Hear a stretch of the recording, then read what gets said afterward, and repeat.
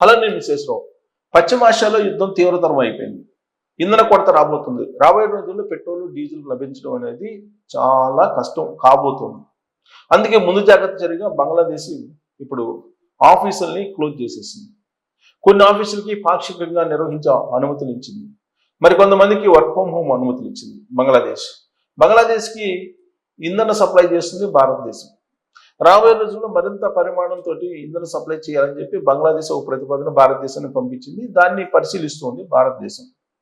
మరి భారతదేశం యొక్క పరిస్థితి ఏంటి? ప్రస్తుతానికైతే ఇంధన కొరత లేదు అని చెప్పి చెప్తోంది భారత ప్రభుత్వం. మరో 2 నెలల పాటు మన దగ్గర పెట్రోల్ డీజిల్ ఉన్నాయి, నిల్వలు ఉన్నాయి, కాబట్టి ఎలాంటి డోకా లేదు మనకి అని చెప్పి చెప్తూ ఉంది భారత ప్రభుత్వం. అయితే ప్రతిపక్షాలు ఏమంటూ ఉన్నాయి? 5 రాష్ట్రాలకు సంబంధించిన ఎలక్షన్స్ ఉన్నాయి.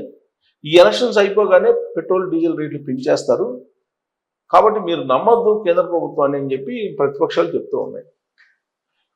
అసలు వాస్తవ పరిస్థితి ఏంటి? అంతర్జాతీయంగా పెట్రోల్ డీజిల్ కొరత అయితే ఉంది.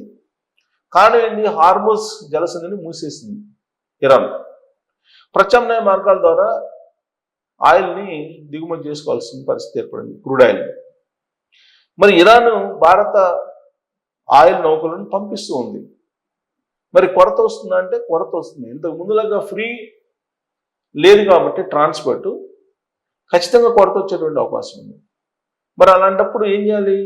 పొదుపు అనేది ఉండాలి. బంగ్లాదేశ్ ఏ విధంగా అయితే పొదుపు చేసేటువంటి నిర్ణయాలు తీసుకుందో అదే తరహాలో భారతదేశం కూడా తీసుకోవాలి. పక్కనే ఉన్నటువంటి పాకిస్తాన్ 80 రూపాయలు పెట్రోల్ డీజిల్ రేట్లు తగ్గించింది. అయితే ఒక లాజిక్గా తగ్గించింది. ఆ ముందు రోజేమో అమాంతం పెంచేసింది, ఆ తర్వాత రోజు 80 రూపాయలు తగ్గించేసింది పాకిస్తాన్. అక్కడ పౌరులు ఒత్తిడి తట్టుకోలేక.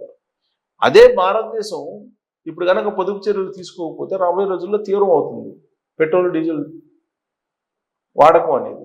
అప్పుడు మీరు పొదుపు చేయడానికి అవకాశం ముందు నుంచే ఉండాలి. అందుకే ఇప్పుడు వర్క్ ఫ్రమ్ హోమ్ అనేది ఇస్తే కనుక చాలా వరకు ఇంధన పొదుపు అయ్యే అవకాశం ఉంది. ఏ విధంగా ఇంధన పొదుపు అవుతుందని అంటే, ఇప్పుడు మెట్రో సిటీస్లో బెంగళూరు కానీ, లేదా హైదరాబాద్ కానీ, ముంబై కానీ, లేదంటే ఏదైనా పూణే కానీ, లేదంటే ఢిల్లీ కానీ, ఏదైనా సరే మనం మెట్రోపాలిటన్ సిటీస్ తీసుకుంటే ఎక్కువగా ఆ చుట్టుపక్కల ప్రాంతాల్లో ఉండేటువంటి విలేజ్ నుంచి వచ్చి మైగ్రేట్ అయినటువంటి పీపుల్ ఎక్కువ ఉంటారు. వర్క్ ఫ్రమ్ హోమ్ ఇస్తే వాళ్ళు మళ్ళీ విలేజ్కి వెళ్ళిపోతారు. విలేజ్కి వెళ్ళిపోయిన కారణంగా డైలీ ఆఫీస్కి వెళ్ళేటువంటి పని ఉండదు. అంటే దాని అర్థం ఏంటి? పెట్రోల్ ఆదా అవుతుంది, పెట్రోల్ వినియోగం భారీగా తగ్గిపోతుంది. అలాగే వంట చెరుకు, పల్లెటూరుకు పోయినప్పుడు ఖచ్చితంగా వంట చెరుకు వాడతారు, గ్యాస్ వాడాల్సిన అవసరం లేదు. అంటే గ్యాస్ కొరతను కూడా అధిగమించవచ్చు. కాబట్టి భారతదేశం ముందు ఉన్నటువంటి ఒకే ఒక ఆప్షన్ ఏంటంటే వర్క్ ఫ్రమ్ హోమ్. ఈ వర్క్ ఫ్రమ్ హోమ్ ఇవ్వడంతో పాటు బంగ్లాదేశ్ ఆఫీసుల్ని వారానికి 4 రోజులే చేసేసింది. అలాగే ఆఫీస్ టైమింగ్స్ని తగ్గించింది. ఆఫీస్ టైమింగ్స్ని ఎందుకు తగ్గించింది? సాయంత్రం వేళల్లో షాపుల టైమింగ్స్ కూడా తగ్గించింది. షాపులు కూడా మూసేయాలని చెప్పింది. సాయంత్రం 6 గంటల లోపల షాపులు మూసేయాలని చెప్పింది. షాపులు తెరిచుంటే కనుక ఎవరో ఒకరు పోయి అక్కడ కొనుగోలు చేయడానికి పోవడం ఇవన్నీ జరుగుతాయి. సో ఓవరాల్గా ఏంటంటే లాక్డౌన్, ఒక రకంగా చెప్పాలంటే బంగ్లాదేశ్ లాక్డౌన్ ప్రకటించింది, పాక్షిక లాక్డౌన్. అదే తరహాలో భారతదేశం కూడా పాక్షిక లాక్డౌన్ ప్రకటిస్తే కనుక వర్క్ ఫ్రమ్ హోమ్ ఇచ్చి ఇంధన ఆదా అవుతుంది. రాబోయే రోజుల్లో ఇంధన కొరత ఉండదు.